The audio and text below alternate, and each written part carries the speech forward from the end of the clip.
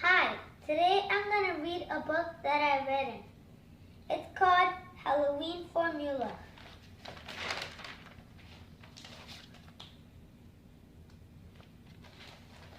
I'm going to start reading. Once upon a time, a mad scientist named Nate made a fantastic formula that made all nightmares come true. One kid had a nightmare about no visor. The formula begins to bubble and out came no visor. But one day, a good scientist bought the bad scientist's Halloween formula and added the good formula. The formula reversed. Suddenly, all the nightmare characters got sucked into the formula. Except when Nate had a nightmare, it did come true. Ah! The mad scientist screamed as a monster from the formula chased him. And then his doorbell rang. The mad scientist opened the door. It was the good scientist. The good scientist told him, "I won't take away the monster unless you don't do bad stuff." The mad scientist agreed, and the good scientist took away the monster. From that day on, the mad scientist did good things. The end. Hi, today I'm going to read a story about a frog.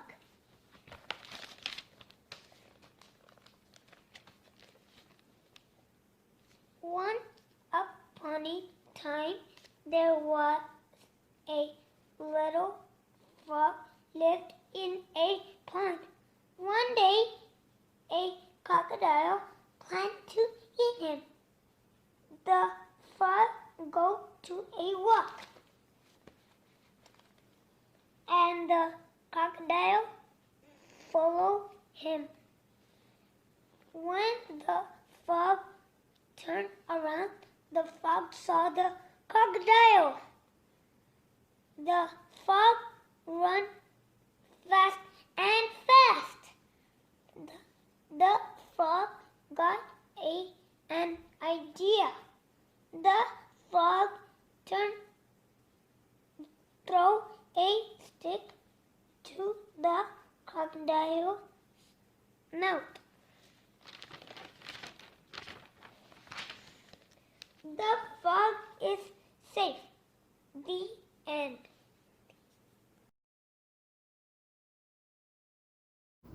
The Moon, written by Braylen J.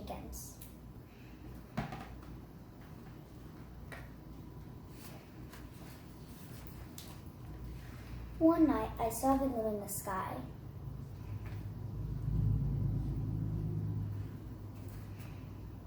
I decided to go and wake up my mom, but she said, "Go back to bed." I did not listen to my mom. Instead, I went outside to get a better look.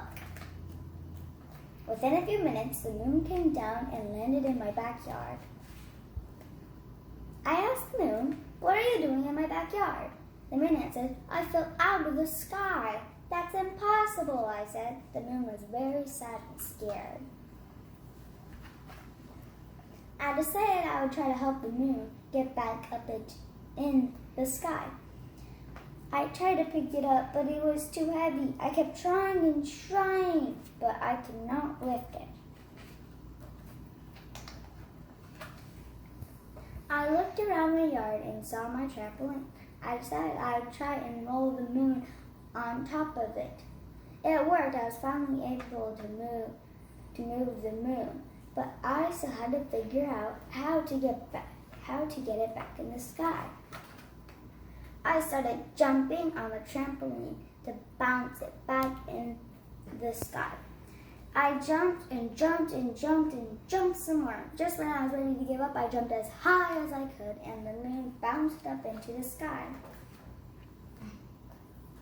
I was so happy that I was able to help the moon, and the moon was so happy that I helped it. The moon asked, "Would you like to come on a ride?" I said, "Of course, but I have to be back in time for school." That was the best view of the earth I had ever seen.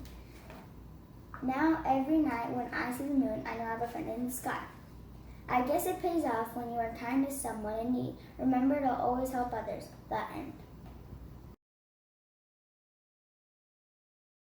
So I play softball, and one year we had a thing that me and my whole team did because of one person.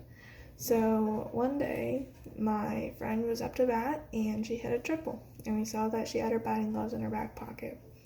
Me and my whole team had decided that we would all do that, and we called it the special gloves. We went through a whole season, won every single game, and it was all because of the special gloves. Then we all went to practice. Noah said that her mom got a pitching machine and that she was going to practice later.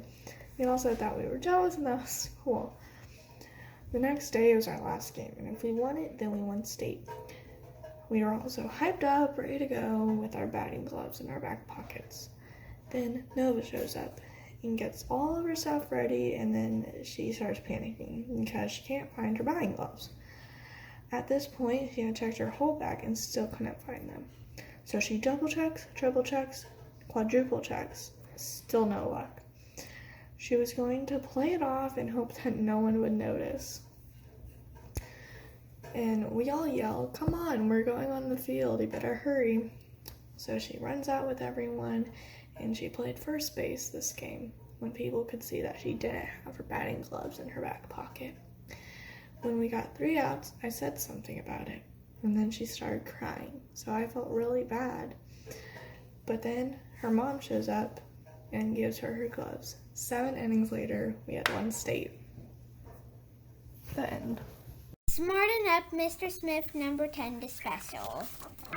Mr. Smith is going on vacation. Here is what happened. One day, Mrs. Smith said that they are going to their new neighbor's house to see their pet Austin, and then they would go to Austin. So Mr. Smith said, "So for vacation, we are going to their house?" Mrs. Smith rolled her eyes. The next day, Mrs. Smith said, "Change of plans. We are going to Seattle." So Mr. Smith said, "Who is Adel?" Mrs. Smith said, "Seattle is a place." Once at the airport, Mr. Smith said, "Once in Seattle, a taxi will pick us up." So Mr. Smith said, "Will I be able to touch the clouds?" Done. The Dancing Unicorn by Elie W. There was once a unicorn named Penny. She loved to dance. One day she was walking in the park and she saw a unicorn dancing. His name was Roger. She asked him how he learned to dance so well. He told her to come to a dance studio later that night. Penny went and loved it, and she was just as good as Roger. Then they danced forever. The end. A Summer for Cousins by Mabry Rose E. Mabry, Leela, and Merida too take a trip to go to the zoo. They hop on a train and choo-choo away. They love seeing the giraffes, flamingos, and snakes. Then they travel on a great submarine to explore the great and mysterious deep. They find blue whales and a giant squid, a cousin of the octopus. Next we go on bumpy roads up a mountain path, where a museum awaits with treats for our stay, rare animals and megalodon bones. Now, on a helicopter that whisks them away to a place where it's warm and it rains all day, they juggle the jungle life and find leaf-cutter ants and toucans that fly high above. Now we find orbit in space, zooming by, past planets on our super-fast rocket. Watch out for those asteroids, we cry. The colors around us and the tardigrades astound us. We can't wait for the next place we try. Finally, we fall to the best place of all. Here the skies are not cloudy all day, where the stars at night are big and bright and our favorite memories are made. We roast marshmallows for s'mores and relax in our treehouse as crickets and chicharras call. The noise of the lake and the ripples it makes lull the cousins to sleep. The end.